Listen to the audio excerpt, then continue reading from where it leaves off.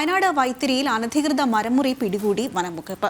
വനവാസികളെ കബളിപ്പിച്ചാണ് മരം മുറിച്ചത്. 50-ലേറെ മരങ്ങൾ മുറിച്ചു. 6 പ്രതികളെ തിരിച്ചറിഞ്ഞു. ഒളിവിലുള്ളവർക്കായി അന്വേഷണം പുരോഗമിക്കുകയാണ്. വിവരങ്ങളുമായി KJ ശ്രീജിത്ത് ചേരുന്നുണ്ട്. ശ്രീജിത്ത്, വിവരങ്ങൾ. അതിന് വയനാട്ടിൽ വീണ്ടും അനധികൃത മരമുറി ഉണ്ടായിരിക്കുകയാണ്. വൈത്തിരിയിലാണ് ഇത്തരത്തിൽ അനധികൃതമായി മരം മുറിച്ചത്. നിലവിൽ ഈ മരങ്ങൾ വനംവകുപ്പ് പിടിച്ചെടുത്തിട്ടുണ്ട്.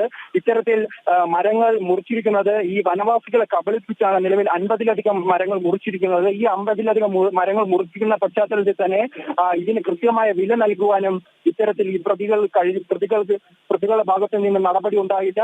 അതോടൊപ്പം തന്നെ ഇവരിൽ നിന്നും 20-ലധികം മരങ്ങൾ മാത്രമേ മുറിക്കൂ എന്ന് കബളിപ്പിച്ചാണ് നിലവിൽ 50-ലധികം മരങ്ങൾ ഈ മേഖലയിൽ നിന്ന് മുറിച്ചിരിക്കുന്നത്. എന്തായാലും 6 പ്രതികളെ തിരിച്ചറിഞ്ഞിട്ടുണ്ട്. അതോടൊപ്പം തന്നെ ഈ പ്രതികൾ നിലവിൽ ഒളിവിലാണ്.